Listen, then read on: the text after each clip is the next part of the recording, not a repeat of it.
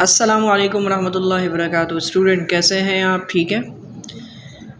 तो स्टूडेंट इसी तरीके से आज जो हमारा जो चैप्टर है 9th biology introduction to biology, जो कि चैप्टर 1 है और जिसका मैंने पार्ट 2 जो है मैंने अपने प्रीवियस लेक्चर में मैंने अपलोड कर लिया था, और आज जो है हमारा ये पार्ट 3 होगा और इसी तरीके से चैप्टर 1 9th बायोलॉजी हमारा ख़त्म हो जाएगा, जो कि according to the syllabus of SSE, यानी कि आपके जो board of secondary education Karachi ने जो आपको सिलेबस दिया है, जो कोर्स रिड्यूस भी किया है, उसके तहत मैं आपको पढ़ा रहा हूँ। यानी एक चैप्टर में कितने टॉपिक पढ़ाए जाएंगे। तो इसी तरीके से तो ये हमारा लास्ट टॉपिक है level of organisation, introduction to biology का। लेवल ऑफ ऑर्गेनाइजेशन क्यों कहा गया है? सबसे पहले मैंने आपको पहले कहा है कि जब किसी एक टॉपिक का नाम रखते हैं तो वो नाम रखा क्यों है, नाम रखा क्यों है, उसके पीछे रिसर्च क्या है, आखिर कोई और भी नाम रख सकते थे। लेवल ऑफ ऑर्गेनाइजेशन किसे कहते हैं? लेवल का मतलब क्या है? आप जब कोई गेम खेलते हो, गेम में सबसे पहले क्या होता है? प्री बिगनिंग आता है, प्री बिगनिंग के बाद फिर आता है बिगिनर, फिर होता है लेवल। ठीक है, वो आपकी काबिलियत को नापते हैं कि आप कितने काबिल हो उस गेम में। तो यहाँ पे अब हम ऑर्गेनाइजेशन का मतलब एक इदारा होता है, ठीक है, जो काम करने वाला होता है। ऑर्गेनाइजेशन यहाँ पे है, ऑर्गन से निकला है ये, ठीक है।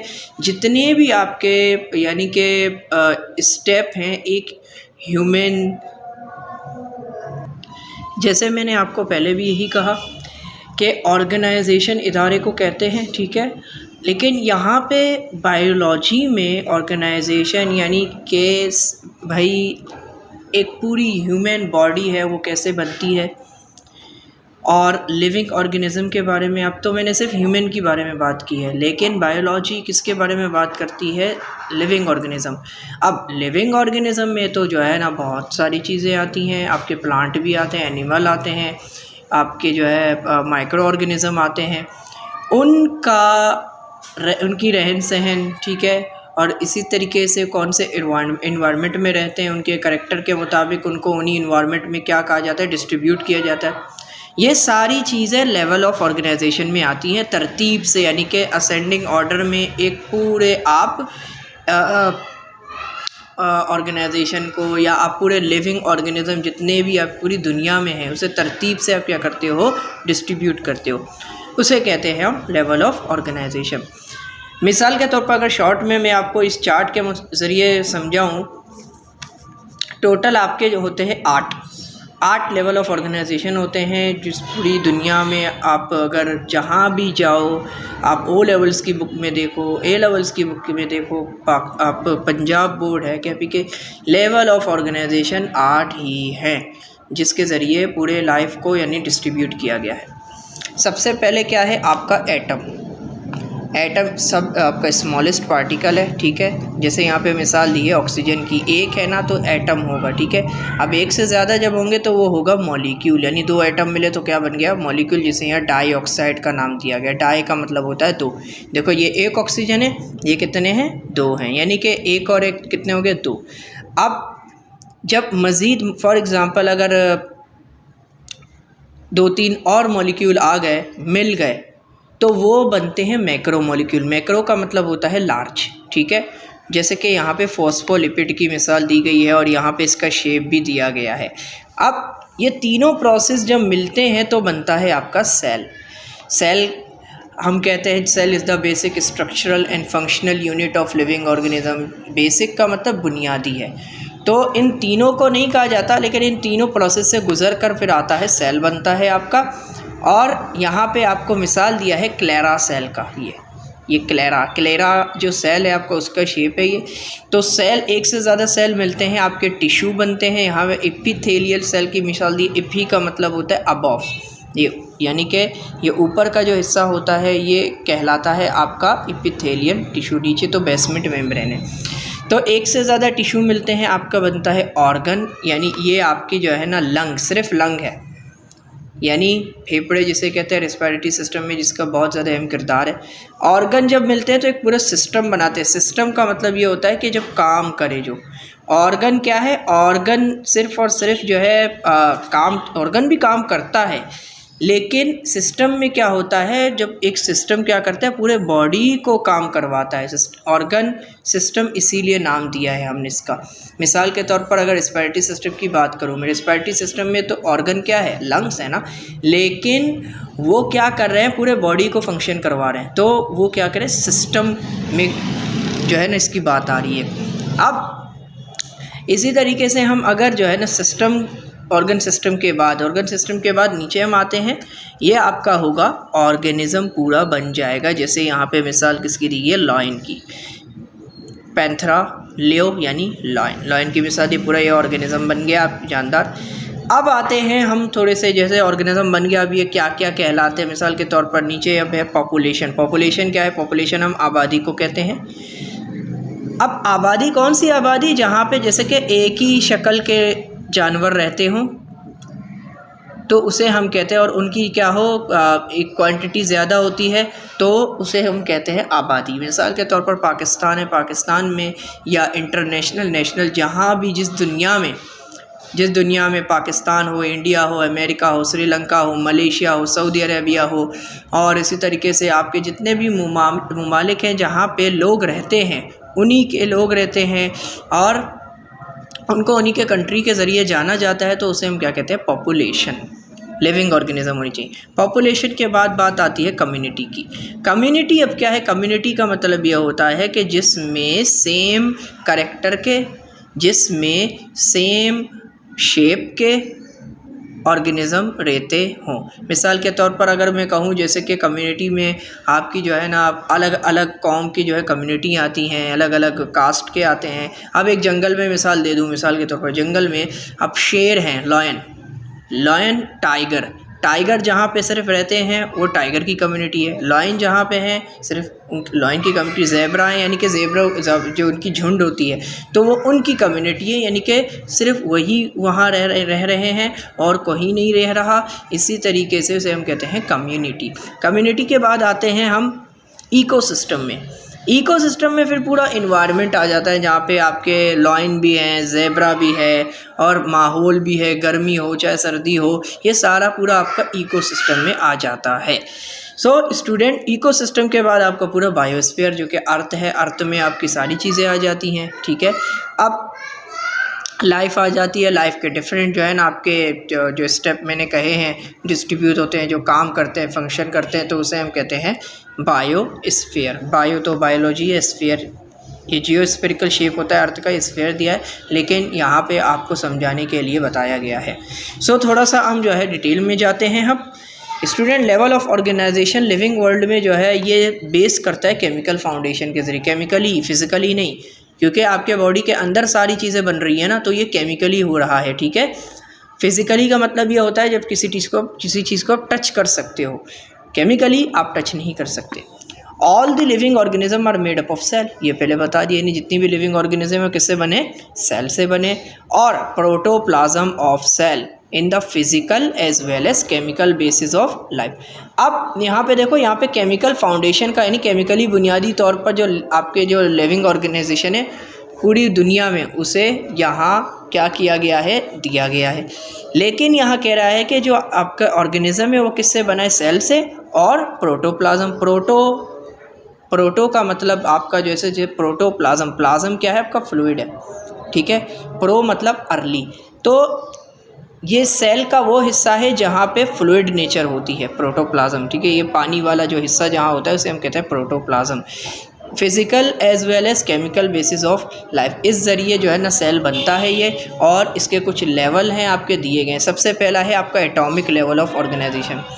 जितने भी मैटर आपके हैं, ठीक है, वो सारे एलिमेंट से बने, और जो कि आपके एलिमेंट जो है मिसाल के तौर पर ये लिखा भी है which is composed of atom, यानी एटम किससे बनता है, फिर एलिमेंट से बनता है, ठीक है। यहाँ लिखा है मतलब not form cut, each atom is made up of subatomic particle such as electron, proton and neutron. अब एटम के अंदर क्या होता है, न्यूक्लियस के अंदर क्या होते हैं, प्रोटॉन और न्यूट्रॉन, जिसे हम सब एटॉमिक पार्टिकल कहते हैं, और बाहर इलेक्ट्रॉन होते हैं, और भी होते हैं पॉजिट्रॉन, मीज़ॉन, न्यूट्रिनो, ये सारी चीज़ें भी हैं, लेकिन फंडामेंटल सब एटॉमिक पार्टिकल आपके 3 हैं, इलेक्ट्रॉन, प्रोटॉन, न्यूट्रॉन, इनसे आपका एटम बनता है।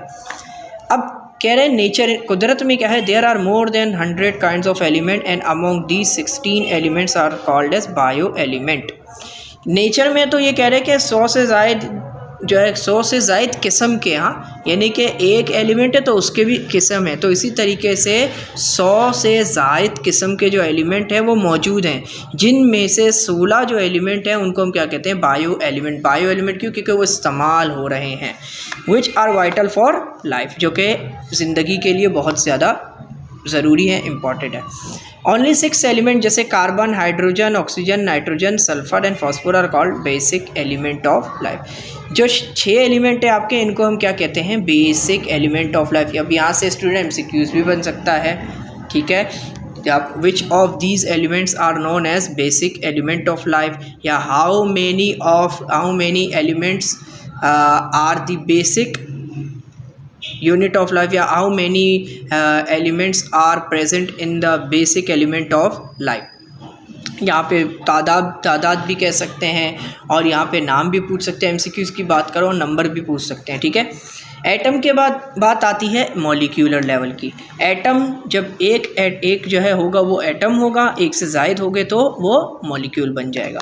मॉलिक्यूलर लेवल में क्या है, molecule are form by binding of atom. Atom जब बाइंड करेंगे एक दूसरे के साथ तो वो बनेगा आपका मॉलिक्यूल। इसी तरीके से these organic molecule of cells are called as biomolecule. अब इन ऑर्गेनिक मॉलिक्यूल को हम क्या कहेंगे, बायोमॉलिक्यूल, क्योंकि हम बायोलॉजी के बारे में बात कर रहे हैं, तो यहाँ पे क्या होगा, बायोमॉलिक्यूल के बारे में बात होगी। These are constructed in great variety and complexity. ये कैसे बनते हैं, मुख्तलिफ वैरायटी, या आप ये कह सकते हो कॉम्प्लेक्सिटी का मतलब ये है कि यानी कि बहुत ही टाइम लेकर बनते हैं। ऐसा नहीं है कि कोई एलिमेंट भी जल्दी जल्दी बन जाए।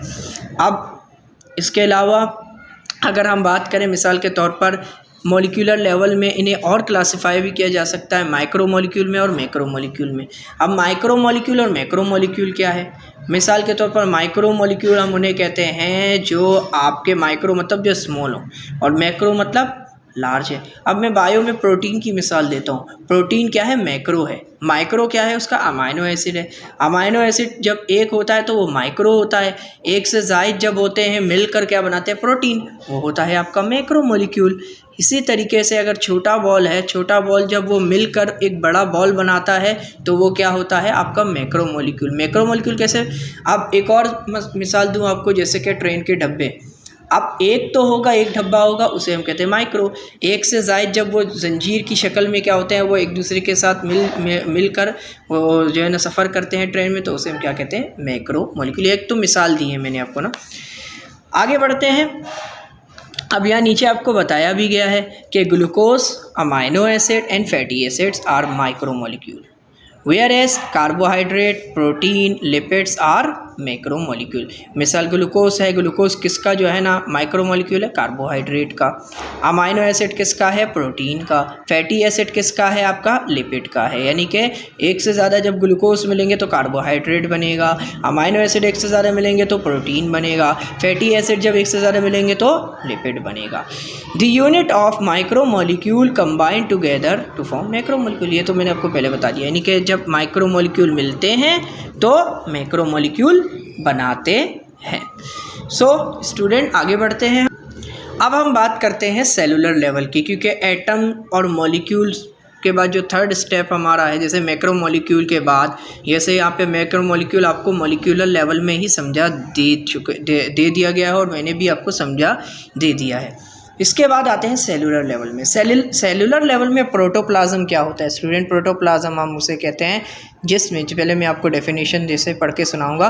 द बायोमॉलिक्यूल, सबसे पहले ये सारे बायोमॉलिक्यूल हैं, ठीक है, बायोलॉजी में हम पढ़ रहे हैं तो ये सारे क्या हैं, बायोलॉजिकल मॉलिक्यूल है। ये biomolecule when work together in the form of suspension it is called protoplasm. एक होता है सॉल्यूशन, एक होता है सस्पेंशन। सॉल्यूशन क्या होता है, सॉल्यूशन के अंदर बहुत सारी चीज़ें डिज़ोल्व होती हैं, लेकिन सस्पेंशन क्या होता है, सस्पेंशन में हम क्या करते हैं, बहुत सारे आपके जो ऑर्गेनिक और इनऑर्गेनिक जितने भी सब्सटेंस होते हैं वो कंबाइन होते हैं, ठीक है। सॉल्यूशन में मिसाल के तौर पर अगर आगे मैं कहूँ आपको, फिर जो प्रोटोप्लाज्म है, प्रोटोप्लाज्म क्या है उसमें, यानी कि वो आपका फ्लूइड नेचर होता है। प्लाज्म हम किसे कहते हैं, प्लाज्म हम उसे कहते हैं जो फ्लूइड नुमा हो, पानी नुमा हो, और प्रो का मतलब क्या है आपका अर्ली, ठीक है। इसी तरीके से यहाँ पे लिखा भी है प्रोटोप्लाज्म क्या है, combination of organic and specific inorganic substance, इसीलिए इसे कहा गया है सस्पेंशन। सॉल्यूशन में कोई भी चीज़ स्पेसिफिक नहीं होती, लेकिन सस्पेंशन में क्या होता है, स्पेसिफिक होते हैं। मिसाल के तौर पर भाई मसल सेल है, मसल सेल में अब वो काम तो क्या कर रहे हैं, मसल सेल क्या करते हैं, कॉन्ट्रैक्शन रिलैक्सेशन करते हैं, ठीक है, मूवमेंट कराते हैं। तो उनके लिए क्या होता है, उनको उन्हीं के ही जो है एनर्जी चाहिए, उन्हीं के ही मॉलिक्यूल चाहिए, कार्बोहाइड्रेट प्रोटीन उन्हीं के मुताबिक चाहिए। इसी तरीके से नर्व सेल की बात करूँ, उन्हें ग्लूकोज चाहिए, ग्लूकोज में कौन से एलिमेंट होंगे, अलग अलग होते हैं, और भी चीज़ें। तो ब्रेन में अगर हम बात करते हैं, नर्व सेल में बहुत सारे किस्म के मॉलिक्यूल काम करते हैं, हर सेल में अलग अलग किस्म के मॉलिक्यूल काम करते हैं। अब प्रोटोप्लाज्म की बात करूँगा तो प्रोटोप्लाज्म में क्या है, ऑर्गेनिक यानी कि कार्बन है, ठीक है, आपके हाइड्रोजन है, जो जितने हाइड्रोकार्बन्स वगैरह हैं, आपके ऑक्सीजन है, इसी तरीके से नाइट्रोजन, सल्फर, फास्फोरस जितने भी, और इनऑर्गेनिक सब्सटेंस स्पेसिफिक, लेकिन स्पेसिफिक इनऑर्गेनिक होते हैं, वो क्या होते हैं, वो जो मिलते हैं बनाते हैं आपके प्रोटोप्लाज्म। और प्रोटोप्लाज्म काम कब करेगा, काम किसकी शक्ल में करेगा, protoplasm work in the form of unit, this is called cell. Protoplasm किसकी शक्ल में काम करेगा, सेल की शक्ल में। अभी मैंने कहा आपको मसल सेल अलग अलग होते हैं, स्केलेटल मसल सेल अलग होते हैं, ठीक है, स्मूथ मसल सेल अलग होते हैं जो डाइजेस्टिव सिस्टम में काम करते हैं आपके, और लिवर के सेल अलग होते हैं, किडनी के अलग होते हैं सेल आपके, ठीक है, स्किन के अलग सेल होते हैं आपके, आँखों के। तो बॉडी के हर हिस्से में जो सेल हैं अलग अलग होते हैं। सेल का काम क्या है, सेल होते ही हैं, लेकिन वो क्या करते हैं, अपने तौर पर जो है काम करते हैं अलग अलग हिस्सों में। इसीलिए हम कहते हैं cell is the basic unit of living organism. Cell क्या है, लिविंग ऑर्गेनिज्म का बुनियादी हिस्सा है, बुनियादी इकाई है। When similar type of cell organise together in a group called tissue. और जब सेल जो है, जो जितने भी सिमिलर फॉर्म यानी कि एक ही शक्ल के जो सेल है जब मिलते हैं तो उसे हम तो क्या बनाते हैं, वो टिश्यू। जैसे कि प्लांट में स्क्लेरिन कायम है, कॉलिन कायम है, पेरिन कायम है, ठीक है। इसी तरीके से अगर हम बात करें आपके बॉडी में, ह्यूमन बॉडी में एपिथेलियल टिश्यू है, और आपके जो है ना कनेक्टिव टिश्यू होते हैं। ये मुख्तलिफ़ किस्म के जितने भी आपके हैं वो सेल से मिलकर ही बनते हैं। Different type of tissues arrange in particular manner to work together are called organ. मुख्तलिफ़ किस्म के, अब पहला क्या था, सिमिलर टाइप, ये क्या है, डिफरेंट टाइप। मतलब अब मुख्तलिफ़ जो टिश्यू हैं वो जब अरेंज होते हैं एक ही शक्ल में, चाहे वो सीधे हों, चाहे वो सर्कुलर हों, चाहे वो आपके ऑब्लिग हों, ठीक है, लेकिन जब वो एक साथ होते हैं तो वो काम करते हैं एक साथ, उसे कहते हैं ऑर्गन। ऑर्गन जैसे लंग है, ऑर्गन जैसे ब्रेन है, ऑर्गन जैसे किडनी है, ऑर्गन जैसे हार्ट है, ठीक है। अब organ of different types work in a coordinated manner to perform a function is called organ system. Organ system क्या है, अब ऑर्गन क्या है, जैसे कि लंग की बात करते हैं तो जब दो लंग्स मिलते हैं एक दूसरे से क्या करते हैं, वो कोऑर्डिनेट करते हैं, मेलजोल करके एक काम करते हैं, उसे क्या कहते हैं, ऑर्गन सिस्टम। अब ऑर्गन सिस्टम जब क्या होते हैं, different organ system function in a coordinated unit they form body या मल्टी सेलुलर ऑर्गेनिज्म। जब ऑर्गन सिस्टम क्या होता है, ऑर्गन सिस्टम जो है ना मुख्तलिफ जो ऑर्गेनिक सिस्टम है वो कोऑर्डिनेट करते हैं एक दूसरे के साथ, फिर पूरी बॉडी को चलाते हैं, उसे कहते हैं मल्टी सेलुलर ऑर्गेनिज्म, या ऑर्गेनिज्म बन जाता है या बॉडी बन जाती है। अब आगे जो है इसे क्लासीफाई कितने हिस्सों में किया गया है। टेक्सोनॉमिकल जो लेवल आपका होता है, टेक्सोनॉमिकल लेवल में ये एक दूसरा लेवल है आपका जो है, और लेवल ऑफ ऑर्गेनाइजेशन का, जो कि लिविंग ऑर्गेनिज्म से रिलेट किया गया है। इसमें आपको एक वर्ड दिखाई दे रहा है, स्पीशीज़। स्पीशीज़ क्या है, species is the smallest unit of taxonomical level of organization which include morphologically similar living organism which interbreed and produce fertile offspring। Student, species एक वाहिद जो है आपका आप समझ लो स्मॉलेस्ट यूनिट क्यों कहा गया है, क्योंकि स्पेशी क्या करता है, वो अलग करता है लिविंग ऑर्गेनिज्म को। लिविंग ऑर्गेनिज्म की जब आप बात करते हो तो बहुत सारे आ जाते हैं, लेकिन हम क्या करते हैं, इंसान को तो जो है, जिसे ह्यूमन है, ह्यूमन बॉडी के जो है ना अलग, ह्यूमन बॉडी जब मिसाल के तौर पर फीटस के ज़रिए जब पैदा होती है तो क्या होता है, उसके 2 पाँव हैं, ठीक है, हाँ, आप इसी तरीके से 2 हाथ होते हैं, फिंगर्स का शेप अलग होता है, पाँव का अलग होता है, चेहरे का अलग होता है ना। तो ये क्यों होता है? इसी तरीके से अगर हम एनिमल्स में बात करते हैं, हर एक एनिमल का जो है, जो स्ट्रक्चर है, शेप है, अलग अलग होता है, प्लांट का अलग होता है, माइक्रो ऑर्गेनिज्म क्यों होते हैं? वो इसीलिए इस स्पेशी की वजह से, क्योंकि स्पेशी क्या करता है, उसके पूरे करैक्टर, उसके शेप को अलग कर देता है। वो बताता है कि ये किस फैमिली से है, ठीक है, ये कहाँ से ताल्लुक़ रखता है, ये आया होमोसेपियंस है या जानवर है या परिंदे हैं या प्लांट है या माइक्रो ऑर्गेनिज्म है, ठीक है। इसी तरीके से स्पेशी क्या करता है, उन्हें अलग क्लासीफाई कर देता है ग्रुप में, और उसकी आइडेंटिफिकेशन हमें बताता है कि क्या है वो, और उसे क्लासीफाई कराता है। आगे ये प्रोड्यूस फर्टाइल ऑफस्प्रिंग का कहा गया, प्रोड्यूस यानी ऑफस्प्रिंग मतलब बच्चे, ठीक है।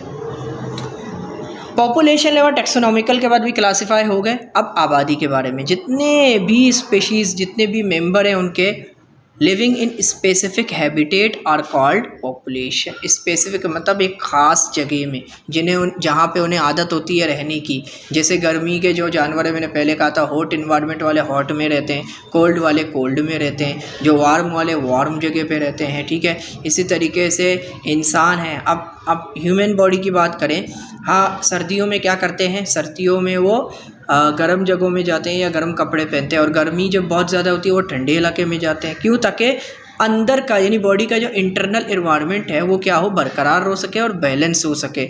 बाहर का और अंदर का जब बरकरार होगा तभी वो क्या कर सकेगा, वो ज़िंदा रह सकेगा, जो है सर्वाइव कर सकेगा। और यहाँ पे एक छोटी सी मिसाल दी गई है, जैसे group of parrots living on tree. Parrots यानी जितने भी तोते हैं उनका एक ग्रुप है दरख्त पर, उसे हम क्या कहते हैं, parrot population. Group of lions in the jungle, group of snacks in the jungle. इसी तरीके से बहुत सारी चीज़ें आ जाती हैं। इसके बाद पॉपुलेशन के बाद आता है कम्युनिटी। कम्युनिटी में क्या होता है, मुख्तलिफ स्पेशी रहते हैं, वहाँ सेम नहीं होते। Member of different species living in specific habitat are called as community. A group of different kind of birds living on a tree is called as bird community. जैसे कि बर्ड तो बहुत सारे, अब बर्ड जो है दरख्त में मुख्तलिफ, जैसे कि आप स्पैरो की बात करें, पैरट की बात करें, और काऊ की बात करें हम, और ईगल की बात करें, तो वो आते हैं रहते हैं ना, लेकिन उनकी फैमिली अलग अलग है, अलग स्पेशीज़ हैं उनकी, तो वो वहाँ पे आकर रहते हैं, उन्हें कहते हैं हम कम्युनिटी। अब इसके बाद आते हैं इकोलॉजिकल सिस्टम। इकोलॉजिकल सिस्टम क्या है, ये कम्युनिटी से बना है। कम्युनिटी हमेशा क्या होती है, communities always depend upon their non living environment in a reciprocal interaction for their survival. For example, oxygen for respiration is obtain from environment, in turn giving out carbon dioxide. This interaction is called ecosystem या ecological. Ecosystem में आपको पता है survive करने के लिए एक species को ऑक्सीजन की नीड होती है और कार्बन डाइऑक्साइड बाहर निकलता है, और तो कार्बन डाइऑक्साइड को किसकी नीड होती है, प्लांट की, ताकि वो फोटोसिंथेसिस कर सके, वो ऑटोट्रॉपिक न्यूट्रिशन कर सके, ठीक है। और हमें किसकी नीड होती है, ऑक्सीजन की, क्योंकि वो ऑक्सीजन निकालते हैं, हम ऑक्सीजन लेते हैं, हम कार्बन डाइऑक्साइड निकालते हैं, वो कार्बन डाइऑक्साइड लेते हैं। तो ये क्या हुआ, ये एक आपका समझ लो रेसिप्रोकल भी हो गया, रिवर्सिबल रिएक्शन भी कह सकते हैं हम। तो इस तरीके से ये क्या हो रहा है, इकोसिस्टम बैलेंस हो रहा है। लेकिन अगर मिसाल के तौर पर वो कार्बन डाइऑक्साइड ही लें, या आप लोग जो है ना पॉल्यूशन करो, जब आप पॉल्यूशन करते हो, दरख्त काटते हो, प्लांट काटते हो, तो क्या होता है, ऑक्सीजन का लेवल कम हो जाता है। जब कम होगा तो क्या होगा, डेफिशिएंसी हो जाएगी, कमी हो जाएगी, और सर्वाइवल क्या हो जाएगा, कम हो जाएगा। इकोलॉजिकल सिस्टम के बाद हम आते हैं बायोस्फीयर, जो लास्ट लेवल है आपका, the part of earth where life exist. Earth का वो हिस्सा जहाँ पे ज़िंदगी होती है उसे हम कहते हैं biosphere. It consist of different kind of ecosystem. अब इकोसिस्टम में भी, अब अर्थ में तो बहुत सारी चीज़ें आती हैं, जंगल है, पानी है, खुश्की है, अलग अलग जगहों में क्या होता है, लाइफ सर्वाइव होती है। समझ में आई बात। अब इसी तरीके से अगर हम बात करें जंगल में भी आपके जानवर मुख्तलिफ़ किस्म के रेंगने वाले भी होते हैं, 4 पाँव वाले भी होते हैं, 2 पाँव वाले भी हैं। तो ये सारे, जैसे कंगारू की मैं बात करूँ जो जंप कर रहा होता है, राइट। तो इसी तरीके से वो लाइफ यानी ज़िंदा तो है ना, लिविंग ऑर्गेनिज्म में उसको हम कह सकते हैं, हम शामिल कर सकते हैं। लेवल ऑफ ऑर्गेनाइजेशन में जो है ये आपके 8 स्टेप थे जो आपको मैंने समझा दिए हैं। और अगर इससे रिलेटेड आपको अगर कोई सवाल वगैरह है स्टूडेंट, तो आप ज़रूर पूछिएगा कमेंट सेक्शन में। और अगर कोई सवाल नहीं है तो आप जो है, आपको इसके बाद कौन सा चैप्टर स्टार्ट करवाऊँ मैं बायोलॉजी में, आप कमेंट सेक्शन में ज़रूर लिखिएगा। और मेरा लेक्चर अगर आपको समझ में आ गया है तो प्लीज़ लाइक कीजिएगा, कमेंट कीजिएगा और ज़रूर शेयर कीजिएगा। इसी तरीके से मुझे इजाज़त दीजिएगा। अस्सलाम वालेकुम, अल्लाह हाफ़िज़।